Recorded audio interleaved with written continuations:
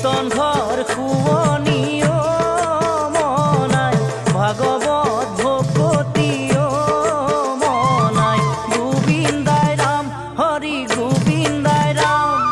মুখে মুখে হরি